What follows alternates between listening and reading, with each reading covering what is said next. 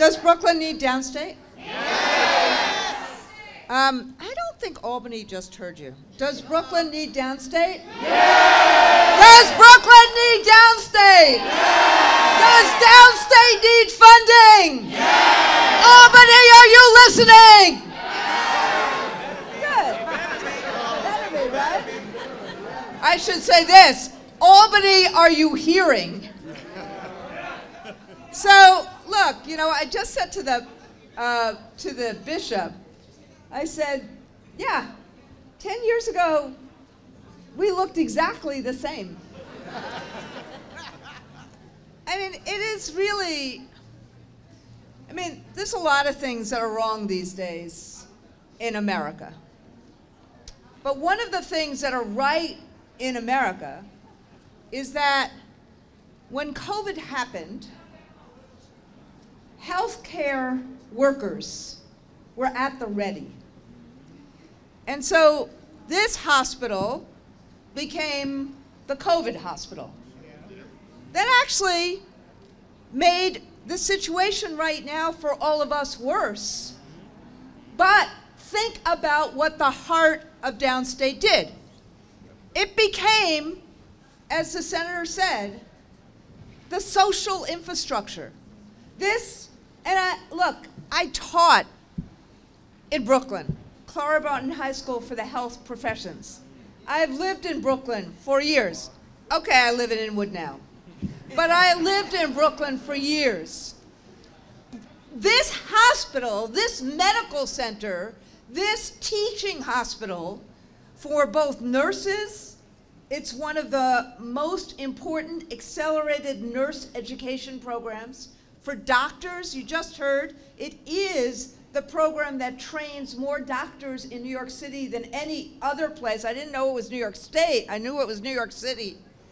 But this place is the epicenter of how we train and nurture healthcare providers that are there for us when times get really, really bad. And as a result, it shouldn't take faith leaders for the state or the city to understand the moral obligation to say, when a place is there, when it is the most important moment in people's lives, the moment of life or death, the moment of birth, those moments that are the most important in people or families' lives, this place is there. Both the infrastructure and the people.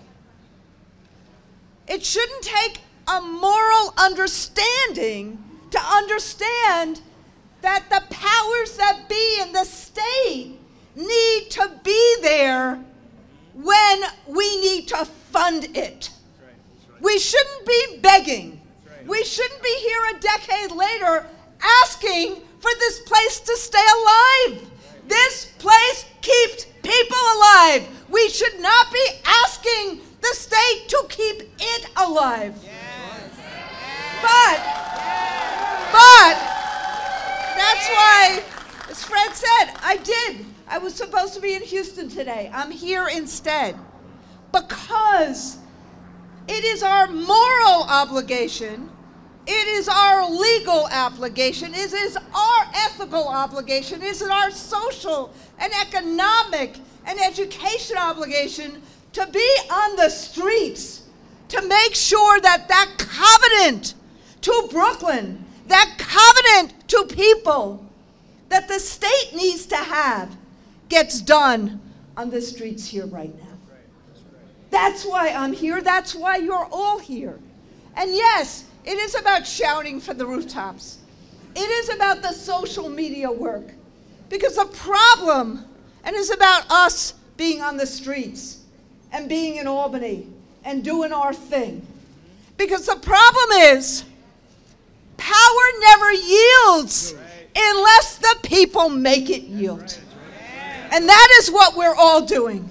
Now, this rests in healthcare being broken all over the country. And the union, our union, that includes UUP and PEF, we have a campaign now called Code Red across the country. And we call it Code Red because it is Code Red. You call it what it is. We have a staffing crisis throughout the country. We have issues of profits over people throughout the country. But here, the issue is a little different, which is why it is more important to solve things here, which is that if we don't get the funding for this great hospital and medical center, then what happens is that all the things we've been saying about recruiting doctors, about recruiting nurses, about keeping them, all of that gets frayed. So it makes the situation even worse in terms of health care if this hospital, if this infrastructure doesn't get funded. This is the epicenter. That's why I'm going to say it again. This is the epicenter. This is where we answer the question, do we care about the health care needs of communities like Central Brooklyn? We know, and we'll know the answer to that question dependent upon whether or not Downstate gets funded by Albany. Thank you.